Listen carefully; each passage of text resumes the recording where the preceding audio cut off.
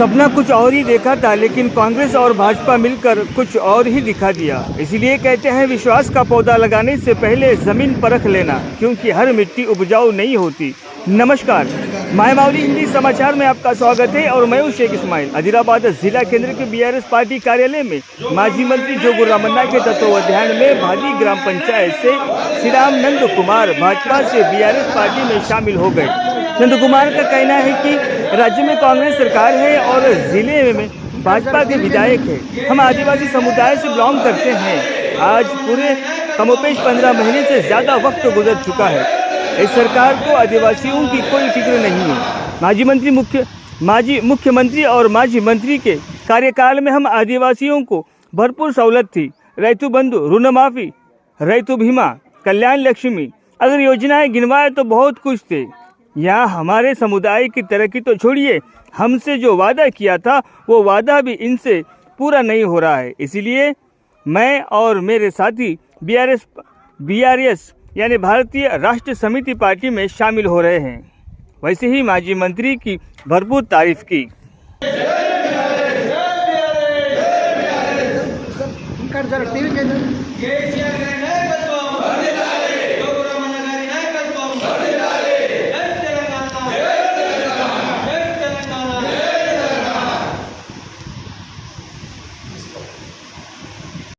గ్రామ పంచాయత్ సమ్మెటువంటి సోదరుడు శ్రీడం నందు మరి ఈరోజు భారతీయ జనతా పార్టీలో గత పార్లమెంట్ ఎన్నికలలో అంతకంటే ముందు ఎమ్మెల్యే ఎన్నికలలో కూడా భారతీయ జనతా పార్టీకి డైరెక్ట్గా పనిచేసి అంతకుముందు భారతీయ జనతా పార్టీకి అభిమానంగా ఉన్న వ్యక్తి మరి ఈరోజు వారు పూర్తిగా అర్థం చేసుకోవడం జరిగింది.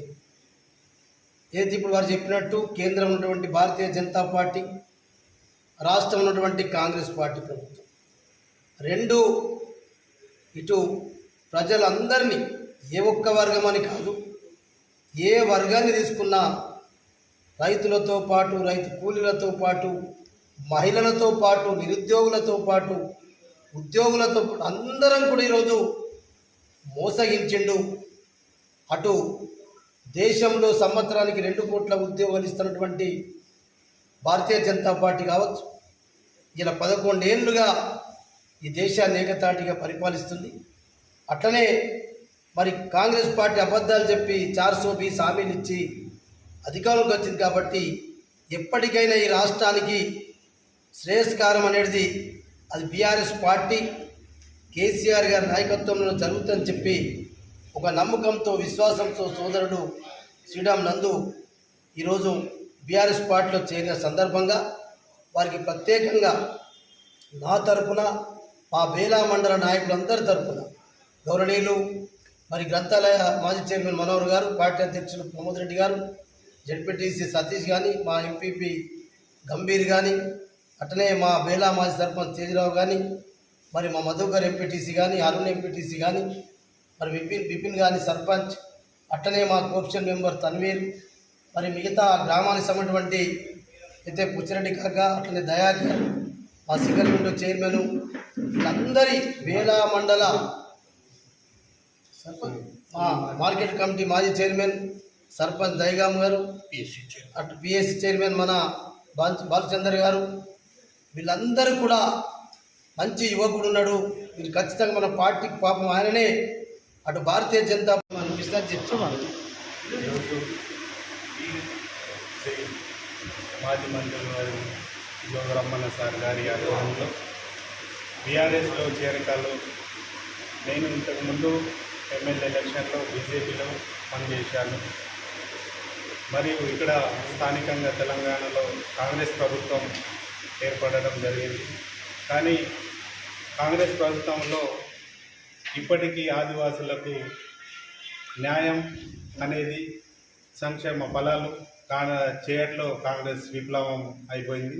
అందుకొరకే పాతగా ఉన్న కేసీఆర్ సార్ ఆధ్వర్యంలో ఆదివాసులకు రైతు బంధు కానీ, రుణమాఫీలు మరియు కళ్యాణ లక్ష్మి చెక్కులు కానీ, పేద ఆదివాసులకు మరియు మా ట్రైబల్ వాళ్లకు ఎందరో లబ్ధి పొందారు. కానీ ఈ గవర్నమెంట్ వచ్చిన హామీలు ఇచ్చడం తప్ప ఏ ఒక్క హామీలు నెరవేర్చకపోవడం బాధాకరంగా ఉంది.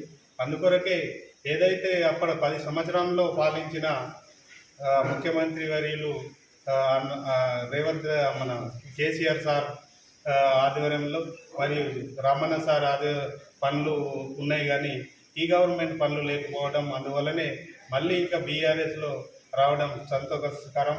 మరియు ఈ శుభ సందర్భంగా అన్ని వేళంగా పార్టీకి అన్ని మద్దతుగా నా వంతు ఉంటుంది.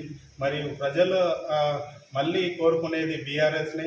బీఆర్ఎస్ ఖచ్చితంగా మరి ఒక 2 సంవత్సరాల్లో మరియు ఈ ఒక ప్రభుత్వం ఇప్పుడే ప్రభుత్వం కూలిపోయే అవకాశం ఉంది. ఈ మరొక్కసారి బీఆర్ఎస్ విజయంగా వస్తుందని భావిస్తున్నాము. జై బీఆర్ఎస్.